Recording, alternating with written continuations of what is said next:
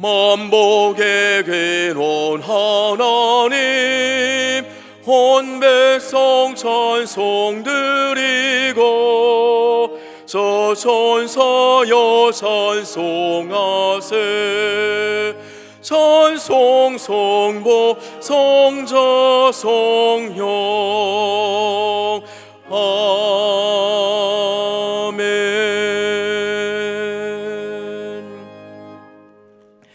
친히 나무에 달려 그 몸으로 우리 죄를 담당하셨으니 이는 우리로 죄에 대하여 죽고 의에 대하여 살게 하려 하심이라.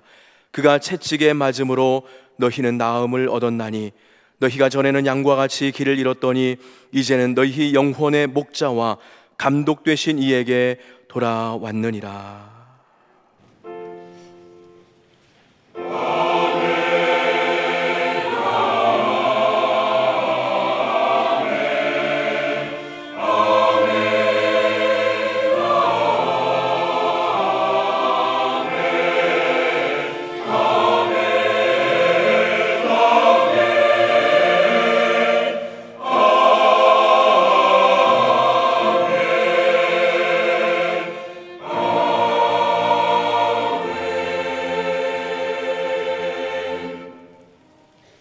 이 시간 하나님께서 우리에게 주시는 구약의 말씀은 열왕기상 18장 41절부터 46절까지입니다. 제가 가진 성경 548쪽입니다. 열왕기상 18장 41절부터 46절까지입니다. 엘리야가 아합에게 이르되 올라가서 먹고 마시소서. 큰 비 소리가 있나이다. 아합이 먹고 마시러 올라가니라. 엘리야가 갈멜산 꼭대기로 올라가서 땅에 꿇어 엎드려 그의 얼굴을 무릎 사이에 넣고 그의 사환에게 이르되 올라가 바다 쪽으로 바라보라. 그가 올라가 바라보고 말하되 아무것도 없나이다. 이르되 7번까지 다시 가라. 7번째 이르러서는 그가 말하되 바다에서 사람이 손만한 작은 구름이 일어나나이다. 이르되 올라가 아합에게 말하기를 비에 막히지 아니하도록 마차를 갖추고 내려가소서 하라 하니라. 조금 후에 구름과 바람이 일어나서 하늘이 캄캄해지며 큰 비가 내리는지라. 아합이 마차를 타고 이스라엘로 가니 여호와의 능력이 엘리야에게 임하매 그가 허리를 동이고 이스라엘로 들어가는 곳까지 아합 앞에서 달려갔더라. 아멘.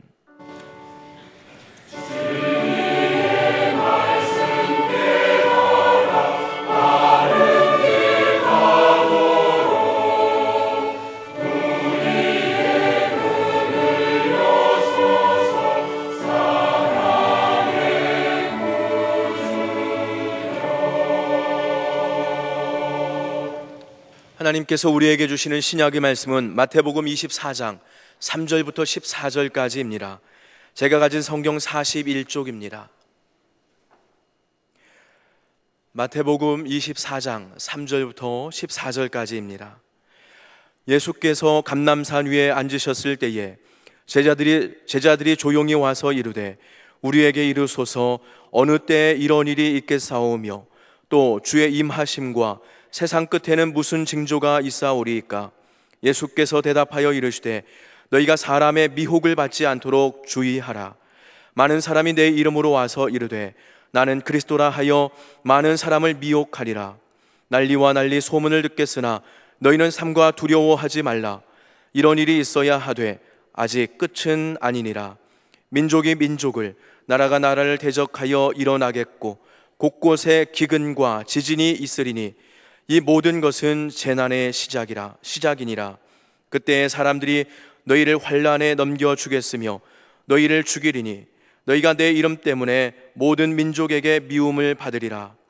그때 많은 사람이 실족하게 되어 서로 잡아주고 서로 미워하겠으며 거짓 선지자가 많이 일어나 많은 사람을 미혹하겠으며 불법이 성함으로 많은 사람의 사랑이 식어지리라. 그러나 끝까지 견디는 자는 구원을 얻으리라. 이 천국 복음이 모든 민족에게 증언되기 위하여 온 세상에 전파되리니 그제야 끝이 오리라. 아멘. 솔로몬 왕이 세상을 떠난 후 이스라엘 나라는 남북으로 나뉘어졌습니다. 북왕국 이스라엘, 남왕국 유다. 그러지 않아도 작은 나라가 더 작아지다 보니 남북 왕국이 모두 국력이 약한 작은 나라가 되고 말았고, 그러다 보니 주변 여러 나라로부터 더 많이 시달리다가 북왕국 이스라엘 이어서 남왕국 유다가 차례로 망하는 처지로까지 전락했습니다. 북왕국 이스라엘의 7대 왕인 아합은 수도 사마리아에서 통치했고 3번이나 아람 나라와 싸웠고 3번째 전투에서 전사했습니다. 그는 시돈 왕의 딸 이세벨과 결혼했는데 왕비가 앞장서고 아합 왕이 도와주면서 바알과 아세라 등의 우상을 섬겨 나라를 온통 영적으로 타락시켰고, 그래서 하나님의 징벌로 그는 세상을 떠났습니다. 오늘 구약 본문의 상황은 아세라 선지자 400명, 바알 선지자 450명, 도합 850명과 엘리야 선지자 한 사람과 겨루었습니다. 쟁점은 어느 신이 참 신인지를 가려내자는 것이었습니다. 850대 1, 위용과 숫자로 보면 게임이 될 수 없는 승부였지만 열왕기상서 18장 36절을 보면 저녁 소재 드릴 때에 이르러 선지자 엘리야가 나아가서 말하되 아브라함과 이삭과 이스라엘의 하나님 여호와여, 주께서 이스라엘 중에 하나님이신 것과 내가 주의 종인 것과 내가 주의 말씀대로 이 모든 이 일을 행하는 것을 오늘 알게 하옵소서. 주께서 이스라엘의 왕이신 것과 내가 주의 종인 것과 내가 주의 말씀대로 이 모든 이 일을 행하는 것을 모든 사람이 다 알게 해 주십시오 하는 것이었습니다.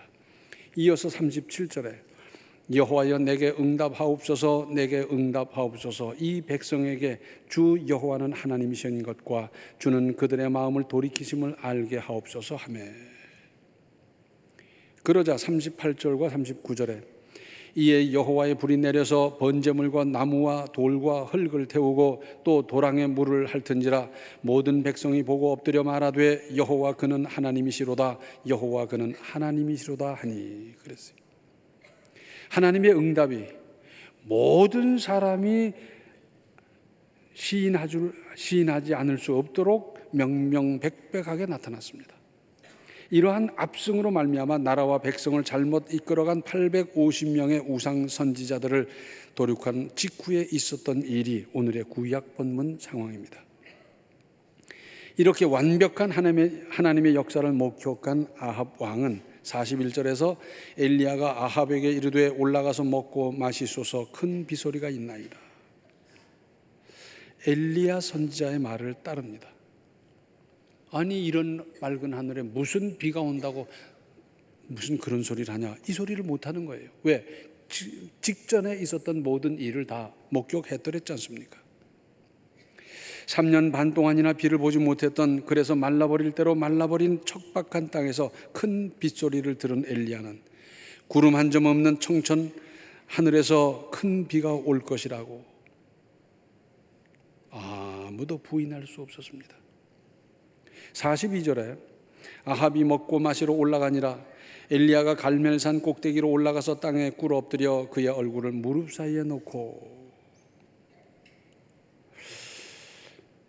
엘리야는 아합 왕을 올라가게 해놓고 자기는 어떻게 했다고요? 산 꼭대기로 올라가서 땅에 꿇어 엎드려 그의 얼굴을 무릎 사이에 놓고. 사람이 간절히 기도하려고 하다 보면 누가 하라고 해서 하는 것이 아니라 무릎 꿇게 되지요. 그리고 고개는 점점 숙어지게 돼요. 이래야 되겠다 안 되겠다가 아니라 그렇게 돼요.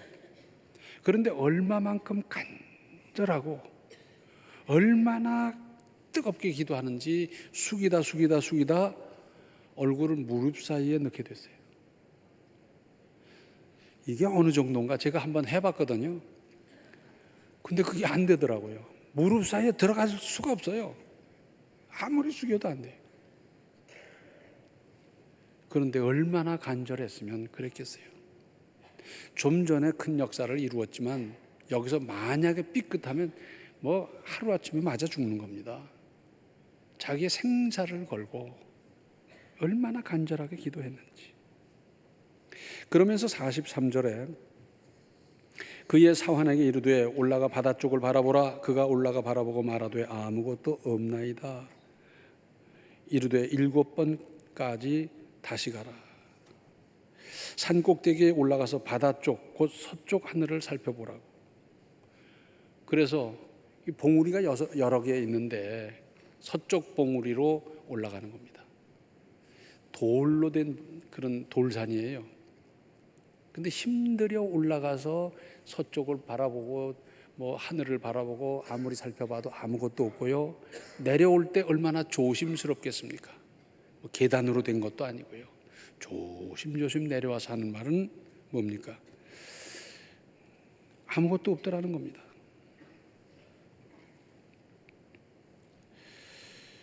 그러면 7번까지 다시 가봐라. 한번 생각해 보세요. 갔다 와서 후유 한숨 쉬고 좀 쉬나 그랬는데 또 다시 가는 겁니다. 울퉁불퉁하고요. 뭐 제대로 되지 않은 길이지요.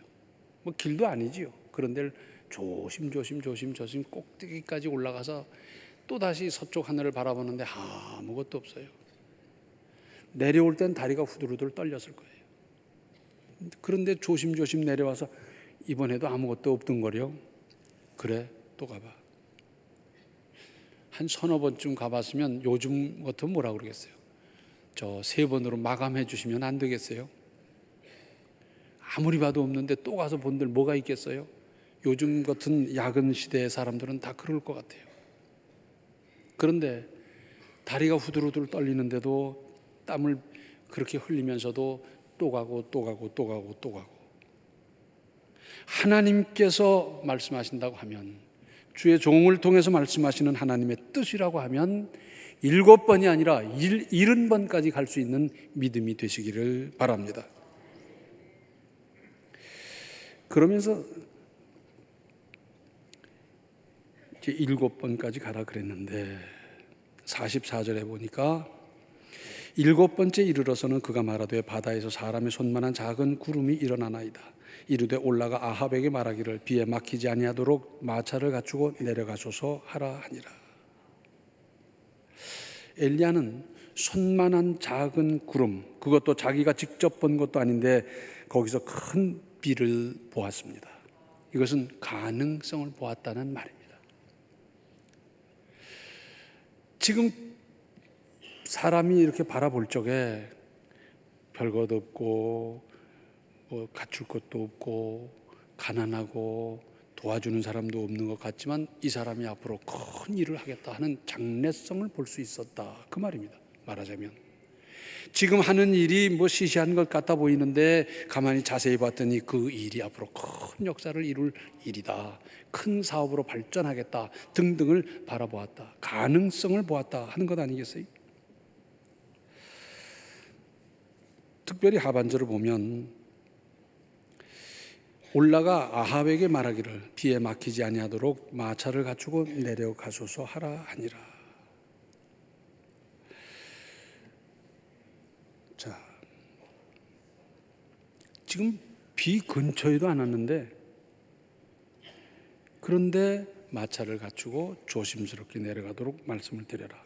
그리고는 45절과 46절에 조금 후에 구름과 바람이 일어나서 하늘이 캄캄해지며 큰 비가 내리는지라 아합이 마차를 타고 이스라엘로 가니 여호와의 능력이 엘리야에게 임하매 그가 허리를 동이고 이스라엘로 들어가는 곳까지 아합 앞에서 달려갔더라.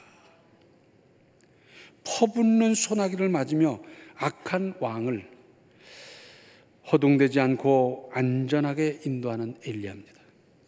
사실 이 엘리야는 이 아합 왕은 엘리야를 죽이려는 사람이에요. 그런데도 그를 왕으로 주의 종으로 기름 부은 사람으로 인정하고 그를 잘 안내하는 겁니다. 손만한 작은 구름에서 3년 반 동안을 해갈해 줄 큰 비를 보는 엘리야의 영적 통찰력이 얼마나 놀랍습니까? 중국 송나라 때 소식이란 사람이 있었습니다. 그게 호가 동파인지라 보통 소동파 그래요. 근데 그분은 정치가였고 문필가였는데 이런 말을 남겼습니다. 오동잎 하나가 떨어지는 것을 보면서 천하의 가을이 온 것을 알았다. 단풍이 들어서 울긋불긋 하니까 이 단풍 감상하러 가자, 이제 가을이 왔구나, 그게 아니라 오독잎 하나가 떨어지는 걸 보면서 천하의 가을이 왔다는 것을 느낀 이 사람은 대단한 안목 아니겠습니까? 오늘날은 영적인 안목, 영적인 통찰력이 빈약한 시대가 되고 말았습니다.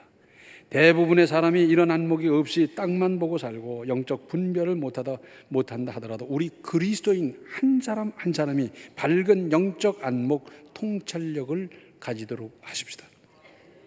안목이 어두운 가장 한 사람의 세상적일 수밖에 없는 판단이나 선택 때문에 가족 전체가 고생하는 일이 얼마나 많으며, 반대로 가장의 올바른 판단이나 결정으로 위험을 피하고 잘 되는 경우 또한 얼마나 많습니까? 영적으로 어두워진 안목은 사기꾼을 천사로 보고 천사를 사기꾼으로 보는 크나큰 잘못을 범하는 겁니다. 이 잘못을 범하고 보면 그 후유증이 얼마나 큰지, 경제적으로 자녀들에게 앞날에 범사에 얼마나 어려운 일이 많습니까? 씨앗에서 열매를 보며 기대하는 농부의 안목도 없는 사람이 얼마나 많습니까? 이제 우리는 풀잎 하나에서 우주를 보고 망망한 우주 가운데서 풀잎을 보는 안목을 갖고 나가도록 하십시다. 그러려면 무엇보다 영이 맑아야 합니다. 죄를 씻고 청결한 양심을 유지하도록 항상 자기 자신을 살펴야 합니다. 또한 그러한 상태가 꾸준히 유지될 수 있도록 때를 묻히지 말 것이고, 때가 묻었으면 즉시 회개하고 해결할 일입니다. 하나님께서는 사랑하시는 자녀에게 손만한 작은 구름같이 징조를 보여주시고 사인을 보내시고 경우에 따라서는 손에 쥐어주기도 하는데, 이것을 깨닫지 못한다면 얼마나 난감한 일입니까? 다른 사람이 아니라 내가 그랬잖아요. 사람들은 육안으로 손만한 작은 구름만 보면서 저것도 그냥 지나쳐 버리겠지 할 겁니다. 왜냐하면 3년 6개월 동안 늘 그랬으니까. 하늘에 구름이 뜨면, 야, 저 구름에는 비가 들어있을까? 여기 와서 좀 비를 뿌려줬으면 좋겠다 했는데 지나가고 동쪽으로 서쪽으로 남쪽으로 북쪽으로 쭉 지나갔더랬어요. 그런데 이번은 다릅니다. 하나님의 사람 엘리야가 하나님의 역사를 시작한 지금은 다릅니다. 간단한 게 아니고 손만한 작은 구름, 그전에도 떴었지만 이번 구름은 다른 겁니다. 유대인의 사고방식 중에는 이런 게 있어요. 수레에 뭘 싣고 올 적에 그 수레를 끄는 말이 몇 마리냐, 말의 크기가 어떠냐, 말이 몇 살일까, 튼튼하냐? 아닙니다. 그 수레에 싣고 오는 그 짐의 포장이라든지 색깔이라든지 얼마나 번쩍거리느냐, 그거 아닙니다. 그 안에 들어있는 것이 뭐냐 하는 겁니다. 핵심이 뭐냐는 겁니다. 포장이 어떻든지 누가 가지고 오든지 어떤 모습으로 이렇게 치장을 했든지 그거 아니라는 겁니다. 핵심이 뭐냐? 핵심을 보려는 거예요. 금은 신문지로 싸도 금이고 휴지로 싸도 금이고 번쩍거리는 종이로 싸도 금입니다. 한 50년 전에 어떤 분이 예루살렘에 가서 물건을 사는데 보니까, 그때 당시만 해도 옛날이니까 추를 달아서 이렇게 하는데 추를 돌로 했더래요. 무슨 돌로 만든 추가 있나? 그러면서 하나 올려놓고 또 하나 올려놓고 또 하나 올려놓고 그러면서 저울질을 하더래요. 근데 아무래도 속는 기분이라. 왜? 돌의 크기가 다르고 색깔이 다르고, 그런데 이게 아무래도 속는 것 같아요. 쉽게 말하자면 1kg 올려놓고 또 1kg 올려놓고 또 1kg 올려놓고 뭐 이렇게 해야 되는데, 작은 거 올려놨다 큰 거 올려놨다 또 까만 거 올려놨다 노란 거 올려놨다 이러니까 이 속는 기분 들 거 아닙니까? 이상하다, 이거 외국인이라고 속이나. 그래서 이게 다르지 않냐 하니까, 아, 같다고. 그럼 한번 달아보자. 달아보니까 돌멩이의 크기나 색깔이 어떻든지 똑같이 1kg이더라는 거예요. 그러니까 크기의 문제가 아니고 색깔의 문제가 아니고 저울에 필요한 것은 무게인데 무게에 있어서는 똑같더라. 그리고 그걸 쓰더라는 거예요.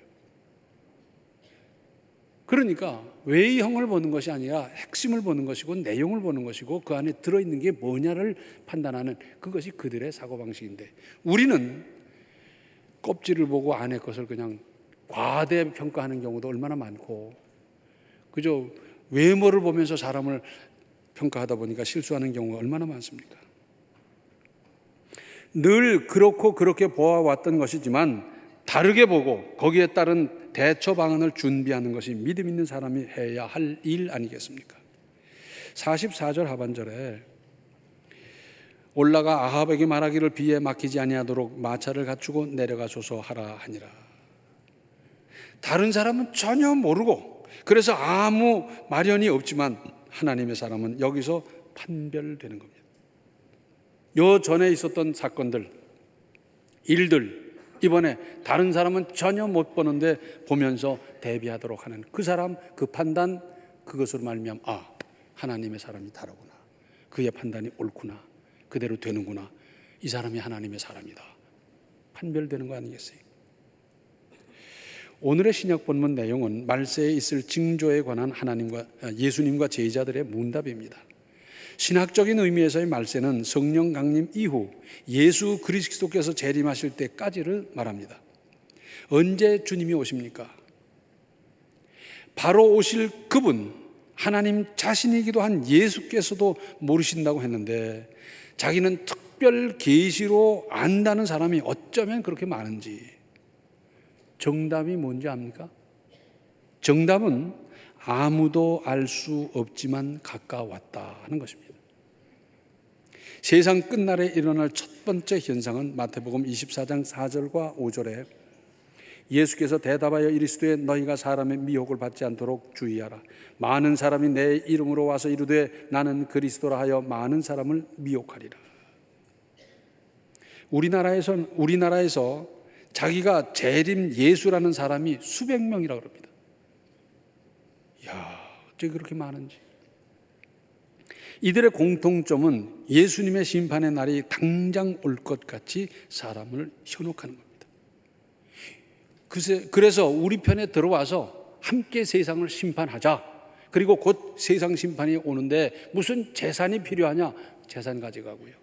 무슨 공부가 필요하냐? 무슨 학교가 필요하냐? 학교도 안 보내고요.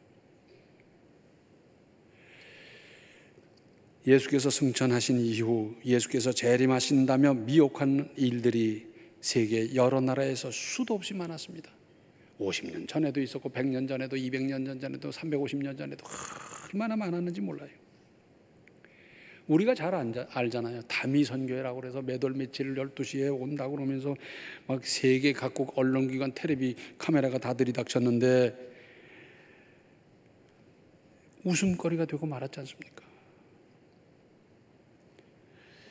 나는 그리스도라고 해서 많은 사람을 미혹한다는 것이고 사람의 미혹을 받지 않도록 주의하라 말씀하셨습니다. 오늘날 이단과 사이비가 극성을 부리고 있습니다. 이단이 뭡니까? 달을 이자 끝단자예요. 다 같은데 끝이 다른데 이 끝이 다른 것으로 말미암아 전체가 다 왜곡돼 버리는 겁니다. 이게 이단이에요. 사이비 비슷한데 아니라는 겁니다. 색깔도 비슷하고 크기도 비슷하고 두께도 비슷하고 무게도 비슷한데 가짜라는 거죠. 영적 안목을 밝게 뜨고 분별하시기 바랍니다. 한꺼풀만 들춰보면 단박에 알 수 있는데도 어쩌면 그렇게도 많은 사람이 휩쓸려가고 있는지. 감언이설에 속지 마십시오. 우리가 가게 가서 물건을 살 때 그 가게 주인이 친절하다고 해서 썩은 거 삽니까? 그 가게 주인이 나를 도와준다고 해서 상한 거 사갈 사람 있습니까? 사려는 물건을 보는 것이지 뭘 봅니까? 혹 그들이 우리보다 친절할 수 있습니다. 무슨 도움을 줄 수도 있습니다. 그러나 분별하십시오. 미혹당하는 사람에게도 상당한 책임이 있음도 알아야 합니다. 흔히 그런 말 하잖아요. 도둑 맞은 사람에게도 책임이 있다 그러잖아요. 도둑을 유발하도록 하는, 그래서 무슨 자기 집 재산을 자랑한다든지 무슨 시건장치를 형편없이 해놓는다든지 가만히 보니까 저기는 들어가도 되겠네, 그런 생각이 들도록 만든다는 거죠. 그래서 도둑 맞은 사람에게도 책임이 있다는 것 아닙니까? 우리 속담에 친구 따라 강남 간다 그래요. 자, 옛날에 우리나라에서 강남이 어디입니까? 서울의 강남이 아닙니다. 중국의 강남, 수천리를 친구 따라 가는 경우도 있다, 그런 얘기인데 그렇게 가겠어요? 이거 호랭이 담배 먹을 적의 얘기고요. 친구 따라 가다 보니까 도박장이고, 가다 보니까 술집이고, 가다 보니까 이상한 집이고, 그런데 가겠어요? 친하니까 거절하지 못해서 어쩔 수 없이 갔다, 그렇게 변명한다고 그게 통할 것 같습니까? 지금은 그런 시대가 아닙니다. 아무리 친한 친구가 구원해도 분별해서 처신하십시오. 그래야 삽니다. 잘못 선택했다가 배가 망신당하는 모습을 우리는 얼마나 많이 보아왔습니까? 요즘은 어떤 시대입니까? 큰아버지네 떡도 커야 사 먹는다는 겁니다. 그렇잖아요. 그런 시대인데 줄줄줄줄 따라다니겠어요? 친구가 권해서 이렇게 됐다고 그러면서 그 변명이 성립이 가능하겠습니까? 오늘 신약 본문 중에 13절을 보시면 그러나 끝까지 견디는 자는 구원을 얻으리라. 우리가 하나님을 믿는다고 해서 핍박하고 환난을 당하고 그럴 수가 있는데 2번, 3번은 이겨요. 그런데 끝까지 이기지 못해서 이게 문제입니다. 누구도 넘어갔는데, 누구도 이랬는데, 그러면서 자기도 아이고 그냥 그렇게 타협하고 마는 것. 유혹이, 미혹이 얼마나 많이 들어오는지 몰라요. 그런데 한두 번은 이깁니다. 그런데 끝까지 못 이겨서 문제예요. 끝까지 이기시기 바랍니다. 하나님께서는 그의 사랑하는 자녀들이 환난을 참 견디기 힘든 환난인데 끝까지 이기기 위해서 몸부림치고 기도할 때 하나님께서 그 사람을 붙들어 주시지 않겠어요? 이쯤에서 이제 포기하고 나도 그냥 물결 흐르는 대로 바람 부는 대로 그렇게 가자. 그 사람을 하나님이 왜 붙들어 주시겠어요? 그래 너는 가봐라. 그 사람은 생명책에서 끝나는 거예요. 그러나 고통스럽지만 힘들지만 어려움이 한두 가지가 아니지만 끝까지 이기겠다는 사람 하나님이 붙들어 주시고 힘 주시고 피할 길을 주시고 능력 주십니다. 수없이 많은 유혹이 닥쳐온다 하더라도 이리 피하고 저리 피하고 이겨가고 극복할 수 있는 지혜를 우리 하나님이 주십니다. 끝까지 이겨야 잘한 사람이지 500m를 던지는데 300m까지 1등한 게 아무 소용이 없어요. 그렇죠? 300m까지 1등한 게 무슨 소용이 있습니까? 결승선 가서 이기는 게 이기는 거지. 내가 이래도 300m까지는 1등으로 달렸다. 그 누가 인정합니까? 아무 소용없어요. 그 다음에 추월당해 버리면 다른 사람이 1등이 되는 거고 끝까지 이긴 그 사람을 하나님께서 상 주시는 거고 붙들어 주시는 거고 그리고 하나님께서 은혜 주시고 상급 주시는 것 아니겠습니까? 이런 은혜를 받으며 누리며 살아가시기 바랍니다. 기도하시겠습니다. 은혜로우신 아버지 하나님, 주님께서는 손만한 작은 구름을 우리에게 보여주셨는데 엉뚱한 판단을 하고 있지는 않습니까? 거기에 담겨져 있는 하나님의 뜻을 읽을 수 있는 영역을, 영안을, 영적인 안목을 허락하여 주시옵소서. 지금 세상이 영적으로 얼마나 혼란스러운지 모릅니다. 잘 분별해서 제대로 판단하게 하시고 제대로 결정하고 선택할 수 있도록 우리 한 사람 한 사람을 붙들어 주시고 끝까지 이길 수 있는 믿음을 허락하여 주시며 우리가 끝까지 이길 수 있도록 주님께서 힘과 능력을 주셔서 다 이기고 다 승리하는 우리 모든 성도들이 되게 하여 주시옵소서. 예수님의 이름 받들어 간절히 기도하옵나이다. 아멘. 맑은 영적인 통찰력으로 시대와 사물을 잘 살펴보십시오. 지금은 생명의 주 예수 그리스도의 은혜와 하나님 우리 아버지의 극진하신 사랑과 성령의 감화, 감동, 충만, 교통하심이 영적으로 잘 통찰하고 분별하고 선택하고 결정함으로 낭비 없는 인생을 아름답게 살기로 작정하는 모든 성도들 머리 위에 이제로부터 영원토록 함께 계시기를 간절히 축원하옵나이다. 아멘.